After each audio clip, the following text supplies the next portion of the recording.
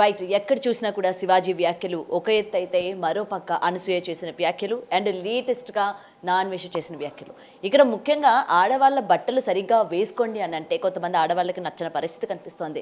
మీరెవరు మమ్మల్ని చెప్పడానికి, ఇది మా స్వాతంత్రం, ఇది నా బాడీ, నా రూల్స్, నాకు నచ్చినట్టు నేను తిరుగుతాను, మీరెవరు మమ్మల్ని క్వశ్చన్ చేయడానికి అన్న ఈ హ్యాష్ స్టైల్తోని మొత్తం సోషల్ మీడియాలో ఏ విధంగా వైరల్ అవుతుందో మనం చూస్తున్నాం. సో దీని గురించి మాట్లాడితే వాళ్ళు మనతో పాటు మదర్ ఫౌండేషన్ చైర్పర్సన్ సంధ్యారెడ్డి గారు ఉన్నారు. మ్యామ్ నమస్తే. రైట్.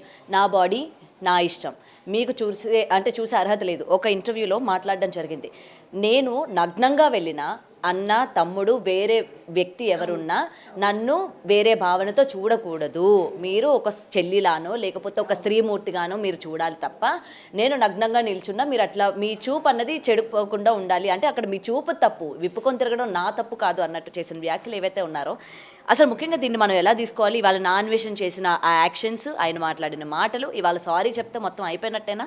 ఆయన పైన కేసు కూడా ఫైల్ అవ్వడం జరిగింది. నేను ఒక్కటమ్మా, ఇప్పుడు నేను ఇలాగే ఉంటాను, నా శరీరం ఇట్లనే ఉంటుంది, మీరు అన్నా చెల్లెల్లాగా నన్ను చెల్లి అనుకోండి, నా భర్తనే చూడాలి అంటే వాడు ఎట్లని ఎందుకు అనుకుంటాడు?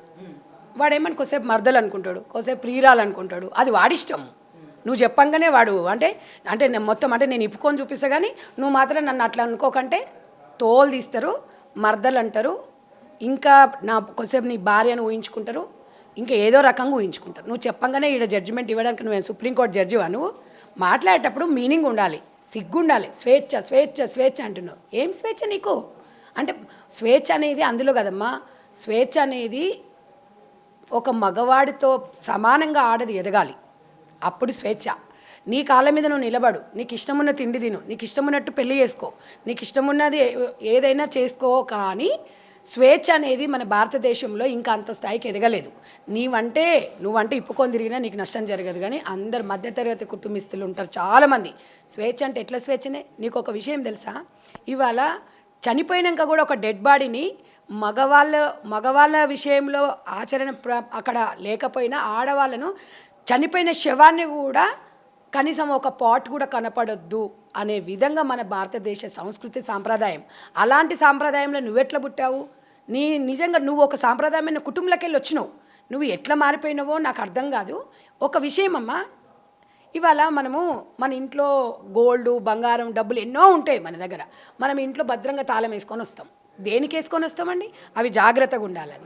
దాంట్లో కోసం మీరు అంత జాగ్రత్తగా తాళాలు వేసుకొని వస్తున్నప్పుడు నీ శరీరంలో భాగాలను నువ్వు భద్రపరచుకునే అది నీకు లేదా అని ఇలా సభ్య సమాజం నుంచి నేను ఒక సంధ్యారెడ్డిగా, ఒక మహిళలకు ఒక అక్కగా చెల్లగా నేను ఎలా అడుగుతున్నా అంటే, ఒక డబ్బుకున్న విలువ, ఒక సొమ్ములకున్న విలువ ఒక మహిళకు ఉన్న ఒక అవయవాల మీద లేదా అంటే, నీ అవయవాలను ఎట్లా పడితే అట్లా గాలికి వదిలేస్తావా అంటే, నేను ఇట్లా ఇప్పుకొనే తిరుగుతాను, నేను ఇలాగే చేస్తాను. ఏంటి ప్రైవేసీయా? ఏం ప్రైవేసీ అమ్మా? ఇప్పుడు ఆమె వాళ్ళ భర్తతో ప్రైవేసీగా ఉందంట, భర్తతో ప్రైవేసీగా ఉన్నప్పుడు ఇన్స్టాలో పెట్టొద్దు. ఇప్పుడు ఇన్స్టాలో ఇది పెట్టకపోతే ఎట్లొచ్చింది మేడం? ఇది మీరు ఒక మాట, మీరు ఇప్పుడు ఇది ఒకటి ఉంది, మీరు ఒకసారి చూడండి. ఇది ఇప్పుడు ఆమె వెకేషన్కి వెళ్ళేసి ఆమె ఈ రకంగా ఆమె దగ్గర సిగ్నల్స్ వస్తలేనట్టున్నాయి అసలు ఘోరంగా. ఒక్క నిమిషం, ఇక్కడ చూడండి, ఈ డ్రెస్సు ఇక్కడ ఓపెన్ కావట్లేదు. అసలు ఎంత ఘోరంగా అంటే, మరి అవి నాకు తెలిసి డిలీట్ చేశారా ఏందో నాకు తెలీదు, నిన్నటి వరకు మాత్రం ఫుల్గా ఉండే. మరి మీరు ఒక ప్రైవేసీగా ఉన్నప్పుడు పబ్లిక్లోకి ఎట్లొచ్చినాయి అవి? నీకంత ఉంటే నువ్వు వచ్చేసి ఇక్కడ పంజగుట్ట సెంటర్లో పెట్టు బోర్డులు, అప్పుడు తెలుస్తుంది ప్రజలలో. మగపోరలకు మీకు ఇంకో విషయం అమ్మా, మగవాళ్ళకి హార్మోన్ ఇన్బ్యాలెన్స్ అనేది కంట్రోల్లో ఉండదు. ఇప్పుడు నువ్వు అక్క అనుకో అంటే, అక్క తమ్ముడు ముందర అట్లే ఉంటారా? తమ్ముడు ముందర నా తమ్ముడే కదా అని చెప్పేసి అట్లుంటే ఊరుకుంటాడా తమ్ముడు? ఎందుకు ఊరుకుంటారు? దానికి సిగ్గు కొంచెం శరమన ఉండాలి మాట్లాడేటప్పుడు. స్వయాన ఇద్దరు బాబులు అనసూయకి, ఇది గాడిదలో ఎదిగింది నేను అన్నది కానీ దానికి మైండ్ ఎదగలే. పెద్ద కొడుకు ఆల్రెడీ అడిగాడంట, mummy your dress is not good అన్నాడంట. అన్నప్పుడు ఏ స్టూపిడ్ అన్నదంట కొడుకుని.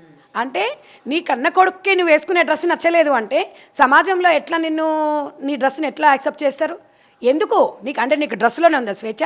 స్వేచ్ఛ అంటే కాదు, ఒక ఆడదాని గురించి చెప్పాలి అంటే అసలు ఈ తరం సరిపోదు. ఒక అమ్మగా, ఒక తల్లిగా, ఒక నానమ్మగా, ఒక అమ్మమ్మలాగా ఎన్నో పాత్రలు వహిస్తుంది.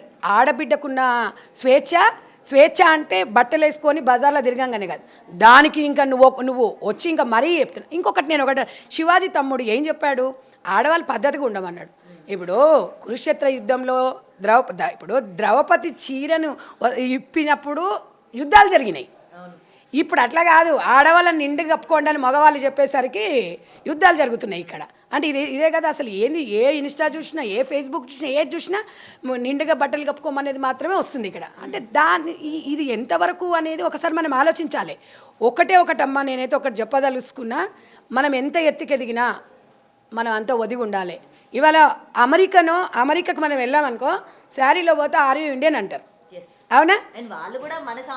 మన దగ్గరకు వచ్చినప్పుడు శారీస్ తీసుకొని వెళ్తారు. ఆ సాంప్రదాయం తరాలు మారినా ఇదే సాంప్రదాయం ఉండాలి. మనకి ఎన్ని యుగాలు మారినా అంటుంది. మనం ఎక్కడున్నామండి, 25లో ఉన్నామండి అలా అంటుంది. తోట తీస్తారు, ఇంకొకసారి అన్నావనుకో దౌడలు వలగొడతారు. నువ్వు అట్లాంటి మాటలు మాట్లాడినావంటే నీలాంటి వల్ల ఇవాళ చిన్నపిల్లల మీద అత్యాచారాలు ఎందుకు జరుగుతున్నాయి?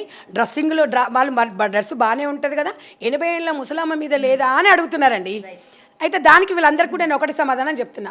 అనసూయ ఉంది. అనసూయ నిన్న నుంచి అవన్నీ అన్ని వీడియోస్ అన్నీ మరి డిలీట్ చేసినట్టున్నారమ్మా.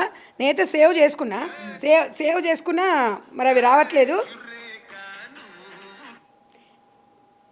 ఇదొకటి. ఇంకా మీ దగ్గర ఎందుకంటమ్మా అసలు కొన్ని సమాజానికి తెలవాలి. ఏదో మనమేదో చెప్తున్నట్టుగా మనమేదో చేస్తున్నట్టుగా ఉంటుంది. ఇది ఒక్కసారి చూడండి అమ్మా. ఇది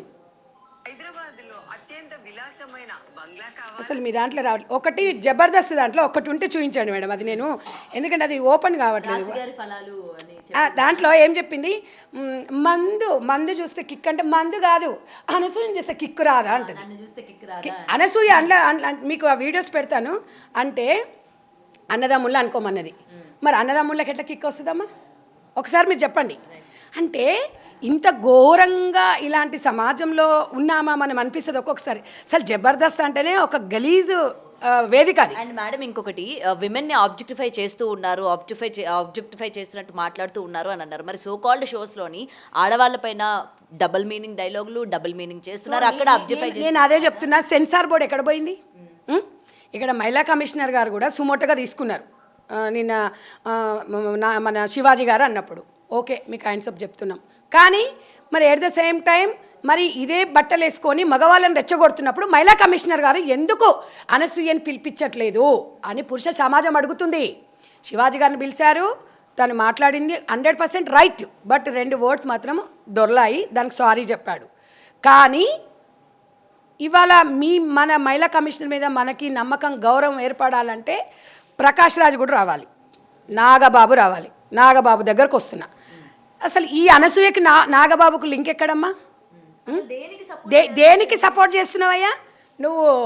నీకు ఆంధ్రాలో నీకు జనసేన పార్టీ నుంచి ఎమ్మెల్సీ పదవి దేనికోసం ఇచ్చిరు? ఆడవాళ్ళని ఇప్పుకొని తిరుగు, సగం సగం బట్టలు వేసుకో అని చెప్పి ఎమ్మెల్సీ ఇచ్చిరా నీకు? కొంచెమన్నా బుర్రుందా నీకు? ఒక మెగా ఫ్యామిలీ అంటే ఉన్నతమైన కుటుంబం అంటారు. నీకు నిజంగా మెగా ఫ్యామిలీలో ఒక కలుపు మొక్క లాంటివాడు నువ్వు. అసలు ఈరోజు మీ తమ్ముడు పవన్ కళ్యాణ్ గారు నేను కూడా అభిమానిస్తా, ఒక సనాతన ధర్మం అని చెప్పేసి దేశం మొత్తం సనాతన ధర్మం గురించి చెప్తుంటే నువ్వేమో తులసి మొక్కలో గంజాయి మొక్కలాగా ఇవాళ ఎవరి స్వేచ్ఛ వాళ్ళదండి? వాడిని చెప్పుతో కొట్టండి, వాడు అలా మాట్లాడుతుంటే నిండు గప్పుకోమన్నది చెప్పుతున్నా. ఇదేనా సనాతన ధర్మం? అదే నేను అదే అంటున్నామ్మా. ఇప్పుడు నేను వాళ్ళకి ఏం చెప్తున్నా, ఆయన ఏం చెప్తున్నాడు, సగం సగం బట్టలు వేసుకుంటే సనాతన ధర్మమా అని నేను పవన్ కళ్యాణ్ గారిని ఒక క్వశ్చన్ చేసి మీ అన్నకు జ్ఞానోదయం కలిగి అన్న అని నీకు చెప్తున్నా.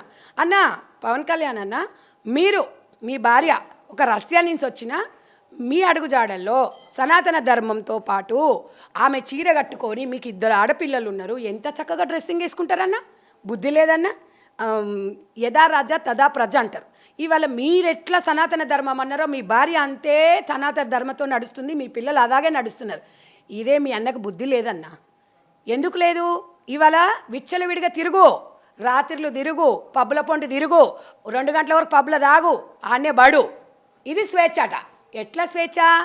మరి మీ అయ్య చెప్పిండు కాబట్టి బిడ్డ మరి అట్లా పబ్బుల పొంటి తిరిగింది కాబట్టి అదే భర్తకు నచ్చలేదు కాబట్టి విడాకులు వచ్చినాయి. ఇది సత్యము. ఎవరేమన్నా ఎవరు ఏమనకపోయినా ఇది సత్యం. కానీ అన్నా నాగబాబన్నా నీకు ఒక్కటి చెప్తున్నా, నీకు నడుస్తుంది, నీకు డబ్బు ఉంది, ఒక మొగడు కాకపోతే 4 మొగళ్ళని తెస్తారు. కానీ మాలాంటి మిడిల్ క్లాస్ వాళ్ళకు పరువు చాలా ముఖ్యం. పరువే మాకు చాలా 1000 కోట్లతో సమానం. పరువు పోతే మేము చచ్చిపోయినట్టే సమానం. నువ్వు ఏం చెప్తున్నావయ్యా? నీ బిడ్డకు అట్లా చెప్పకనే చెడిపోయింది. నువ్వు మళ్ళీ నీ బిడ్డ చెడిపోయింది కాక ఊర్లో బిడ్డలందరూ చెడిపోవాలని చెప్తున్నావు. ఇవి జనసేన పార్టీ కార్యకర్తలందరూ కూడా ఈ కలుపు మొక్కను తొలగించండి. ఇంకొకసారి మాట్లాడేటప్పుడు ఎప్పుడైనా అంతే, అదే మీ ఎప్పుడు అలాగే మాట్లాడుతుంటారు. మీరు ఎందుకు మాట్లాడుతుంటారు? నేను ఎవడో వచ్చి నేను స్టేట్మెంట్ ఇవ్వమన్నాడు? ఎటువంటి పనికి మాలేదానికి ఇచ్చినావు నువ్వు స్టేట్మెంట్? ఎటువంటి పనికి మాలేదాన్ని నువ్వు ప్రోత్సహించినావు? అసలు చెత్తదాన్ని ఇస్తావా? కానీ నిజానికి మేడం ఆడపిల్లకి నచ్చిన బట్టలు వేసుకునే అంత స్వాతంత్రం లేదా అంటే అమ్మా, నేనేమంటున్నా, ఆడపిల్లకు అన్ని స్వేచ్ఛ ఉంది, నేను కాదంటలే. బట్టలు ఆడపిల్ల సమాజంలో తిరుగుతుందా, అడవిలో బతుకుతుందా? ఇది మన భారతదేశం అమ్మా. భారతదేశంలో ఉంటున్నప్పుడు, నలుగురితో కలిసి ఉంటున్నప్పుడు, నేను అనేది ఏంది, ఫ్రీ అంటే మంచిగా బట్టలు అంటే అంటే మిడ్డీలు వేసుకొని సగం సగం స్కర్ట్స్ డ్రాయర్లు వేసుకుంటే స్వేచ్ఛనమ్మా? మీరే చెప్పండి. అంత స్థాయి వరకు ఎదిగారా? మీరు ఒక యాంకర్గా ఉన్నారు, మీకు ఒకవేళ ఈ వృత్తిలో వేసుకోవాలనుకున్నా కూడా ఎబ్బెట్టుగా అనిపిస్తుంది.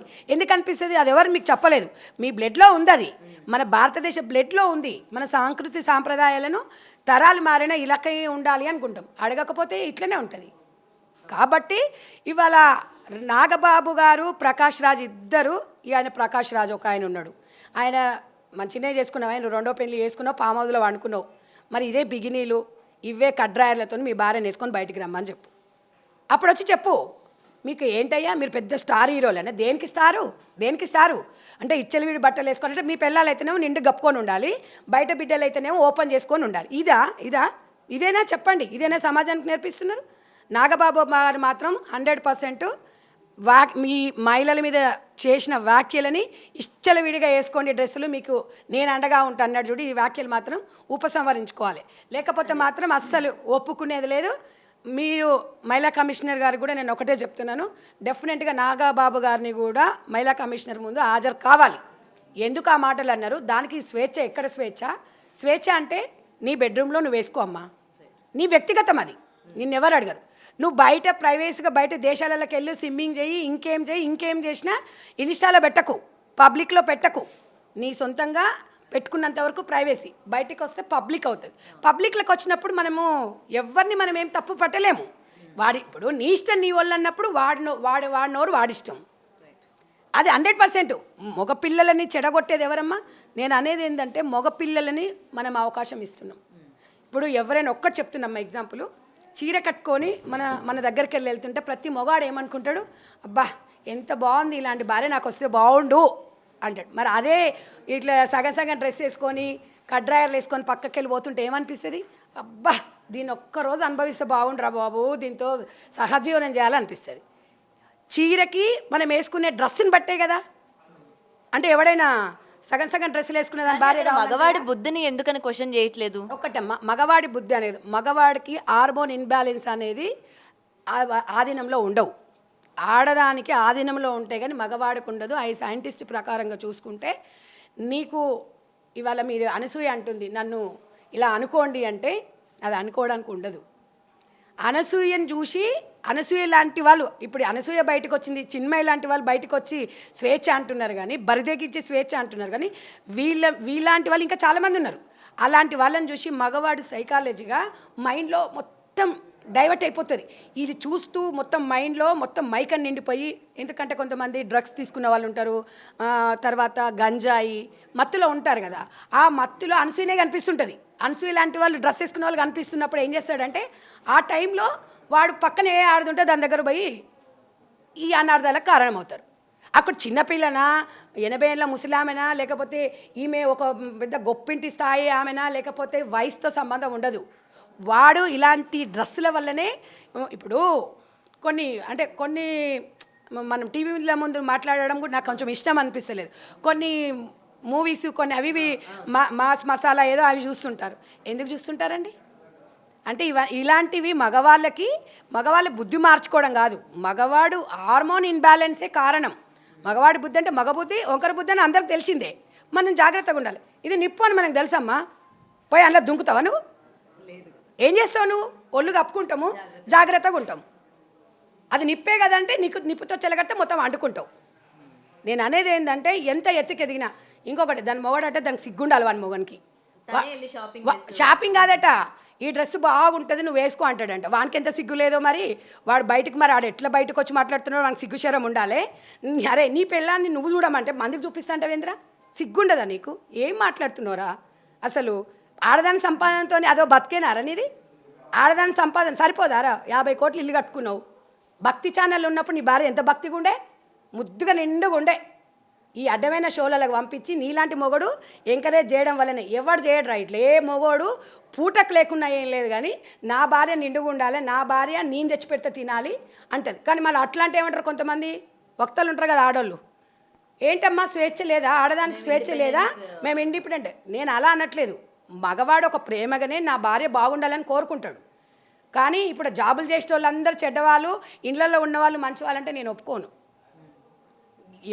ఎవరి పనులు వాళ్ళకు ఉంటాయి ఎవరిది వాళ్ళకు ఉంటుంది స్వేచ్ఛ అంటే నువ్వు ఇండిపెండెంట్గా ఎదుగు నువ్వు ఎంబీబీఎస్ చేస్తావా నువ్వు బీటెక్ చేస్తావా విదేశాలకు పోతావా ఫ్లైట్ నడుపుతావా బిజినెస్ చేస్తావా ఏం నేర్చుకుంటావా అనేది అది నీకు స్వేచ్ఛ ఇంకొకటి నువ్వు వ్యక్తిగతంగా సహజీవనం చేస్తావా ఇద్దరిని చేస్తావా నలుగురితో చేస్తావా నీ ఇష్టం అది పబ్లిక్లకు వస్తే మాత్రం కష్టం అది స్వేచ్ఛ అనేది అక్కడే ఉంటుంది స్వేచ్ఛకి రెండు తేడా ఇక్కడ మూసుకున్నంత వరకే గోప్యతమ్మ బయటకు ఓపెన్ అయిన తర్వాత పబ్లిక్ అయిపోయిన తర్వాత పబ్లిక్ని ఎవరు కట్టడం చేయలేము అది ఒక్కటి మనం గుర్తుపెట్టుకోవాలి ఇంకా వాడొక్క ఎదవ వాడినైతే నరకాలనిపిస్తుంది మీరేమనండి అరే నాన్ వెజ్